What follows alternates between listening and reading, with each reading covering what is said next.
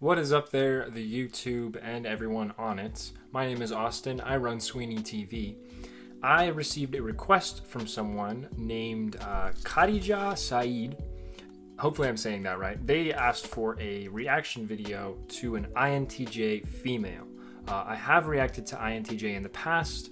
The video, of course, I did watch was pretty derogatory towards INTJs. I'm still convinced that someone, dated an INTJ and then made that video to make fun of them. Either way, they sent me a video called INTJ Female 101, and it's by a YouTuber of the name of LiJo, who I'm assuming is also an INTJ. And so as an ENFP myself, which I am, I'm still kind of unsure if I still am an ENFP or not. Either way, I'm going to react to this video. Let me know what you think down in the comments, and if you like this video, you know what to do. Hello friends, welcome back to my channel. My name is Lindsay. If you're new here, welcome. Today's topic, the INTJ female, highly requested, her mysterious nature. Do you want one as a best friend? Is one right for you to have in your life? We're going to get into that today.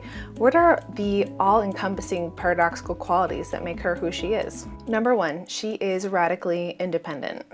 INTJ females are radically independent and self-sufficient. We don't need you, but that doesn't mean we don't want you around. But your handouts and favors are of little value to us. My handouts and favors are of little value to them.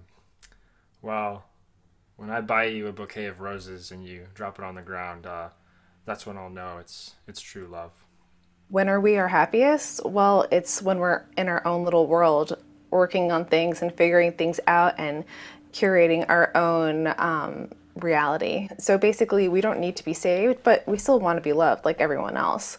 So what this means is that, if you're trying to be a knight in shining armor and save your INTJ female, it's probably not going to work out. And that just means that all that's going to happen is you won't get the boost to your ego, which surprisingly a lot of people really need. They need to feel valued in that way in terms of doing the saving. And that's not going to happen around us. All right, number two, she is uninterested in the superficial. Culturally, it is commonplace for people to connect conversationally through superficial topics. Things like drama, chit-chat, gossip are just simply uninteresting to the INTJ female, and we just won't even enter the conversation or give it any of our attention on any level.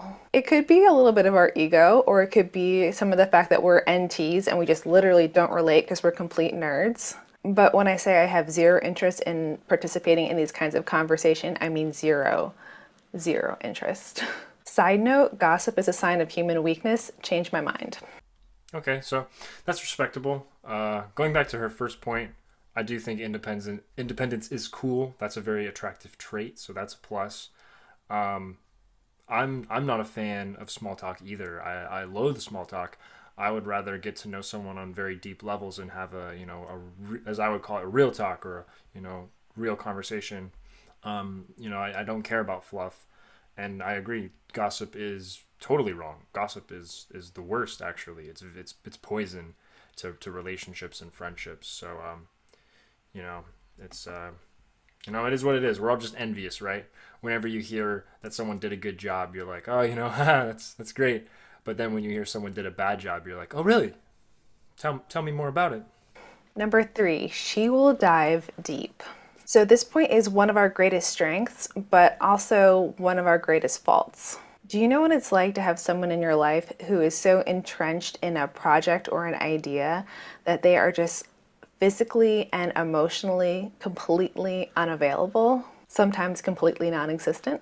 So if you don't have the personal inner strength and independence to basically handle someone who could be this level of psychotic when it comes to masterminding something in their realm of interest for an extended period of time, then the INTJ female might not be right for you. Simply put, we need the freedom to be our own variety of crazy.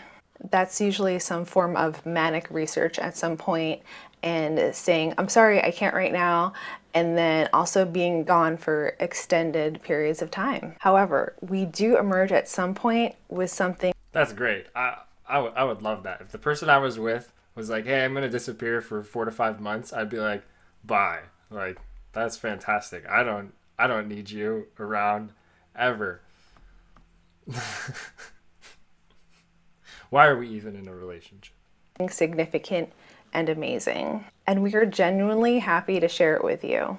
Okay, number 4, she has a childlike heart. Something that often throws off people about the INTJ female is her heart, which is made of soft serve ice cream. However, it's encompassed by a hard candy shell of dark chocolate.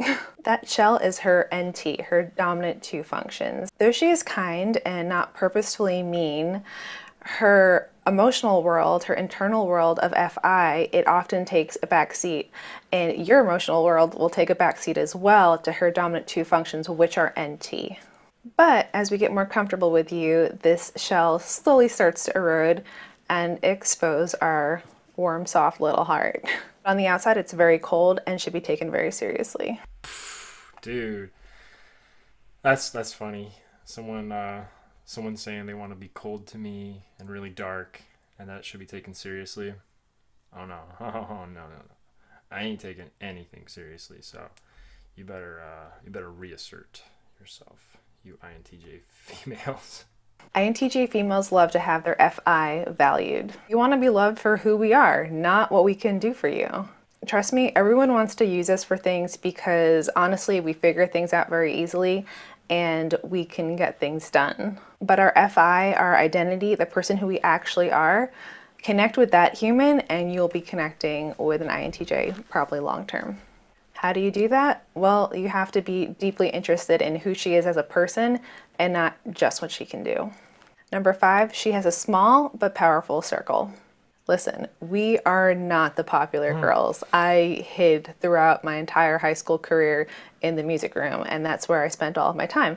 However, sometimes we adopt a sort of cult-like following for reasons I still don't completely understand. That's so true. My older brother, Shane, he's an INTJ, and I remember when we lined up we were in high school together. He was a senior, and I think I was a freshman, and I would try to find him during passing period. Like, he would just go straight from class to class, no funny business, no chit chat, and it was my goal to try to stop him and be like, hey Shane, where are you going and what's the plan? And he'd be like, yeah, I'm just trying to get to class. I'm like, no, we gotta talk to some people, man.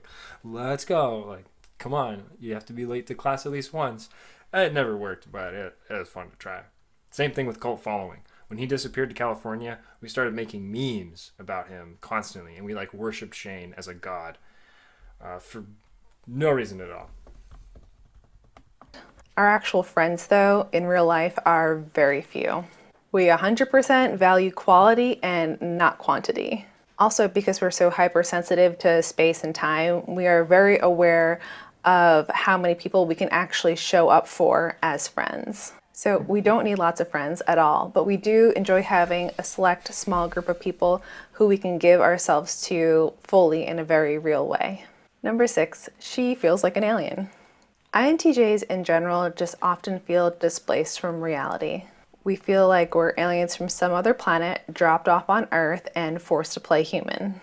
And though we can connect with people in a genuine way at times, it's as though we're always trying to translate our brains through human talk. One reprieve from this is when I discovered typology and I was able to speak with some other actual INTJs for the first time, and it felt like I was speaking my own native language with someone else, and it was just an amazing, wonderful experience. But most of the time we just feel kind of separated and we're kind of out there on our own cloud, sort of communicating with people, and those are the vibes that we sometimes give off.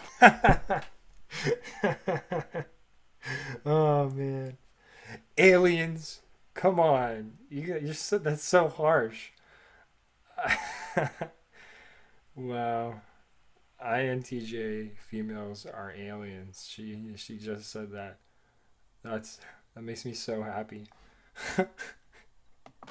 And number 7 is she is responsible for her own future. Listen, the INTJ female is pretty aware of the hurdles that will surface for her in the future. We are pretty objective on where our challenges lie and the steps we need to improve them, or either choices we need to make not to improve them in order to do something else that's more important. The INTJ female takes ownership over those decisions. As INTJs, we are very competitive with our most worthy and challenging opponent, and that is us. It is some weird INTJ game of self-betterment, and we will be playing it till our very last days. All right, guys, that's it for this video. I hope you learned a little bit of something. The blog post on the subject will be linked below. And yeah, INTJ females, we're an interesting breed. A lot of people say, especially around like initial interactions with us that, oh, we're kind of interesting to be around and enjoyable in certain ways and, very even keeled in our emotions and temperament, the most even keeled. A lot of people don't realize that our level of craziness is just this void that we go into of our own selves as we are just articulating this new reality that we're trying to create and then bringing it out to the world. And so we're here, but we're often removed in this strange way. And yeah, so. All right, I'm gonna stop it right there at 7:17. Well, my initial thoughts. So I see what maybe people see as far as like potential compatibility. She's very practical. She just gives it to you like it is. There's no beating around the bush. There's no emotions whatsoever. She referred to herself as an alien, isolated even, and so I can see a disconnect actually as far as me or like ENFPs and INTJs. I can see we operate a lot on our feelings and intuition, but INTJs are a little bit more logical in their approach. And I don't know, maybe she was being too harsh on herself. I don't know, like I think it's cool that INTJ females are independent. That's awesome. I think it's cool that they're doing their own thing. They have motivations, because I like to be the cheerleader for the person that I'm with. I like to be involved in what they're doing. I like to celebrate their success. And so if I was to be with someone who is that driven, that's great. I don't want to be with someone who's needy, who needs me all the time. So the fact that she was like, I might disappear for a couple months. She didn't really say that, but it's kind of implied. I mean, that's cool with me. Like, I do pretty good with long distance. What else? I like the idea of a small group of friends that you really know. I know for myself, I kind of get on with a lot of people, but there are smaller groups that I do enjoy. And the more I've kind of matured and the more I've realized, I do like hanging out with smaller groups too. So that could be another positive. I enjoy hanging out in maybe groups of like 4 to 6, maybe 4 to 8. It's pretty good size. But any bigger than that, and then it just becomes a big party, and then I would just like float around. But if it's a small group, that's pretty cool. Yeah, those are just like my initial thoughts. Let me know what you guys think down in the comments. Who is this YouTuber again? What is her name? It is LiJo. Okay, so LiJo, go check out her video. Go check out her channel. Please support her. It looks like she's doing good stuff, putting out good content. Yeah, I'll put a link for her video down in the description along with her channel, so go do that. But yeah, this was me, an ENFP, reacting to an INTJ female. And that is my 2 cents. Thank you all for watching. Thank you, Khadija, for recommending this video. Sorry I was a little late on the delivery. But again, if any of you want me to react to something, just drop me. She messaged me on Facebook. So if you're part of my Facebook group, you can direct message me, or on the community page if you want to comment. You can also email me if you want. My email's in my about section. But yeah, just any video ideas you want me to do, go ahead and shoot them up to me, and I'll see what I can do. Thank you all for watching. Don't forget to like, subscribe, and comment so that the YouTube robots put this video on someone's homepage. Thank you very much. Bye.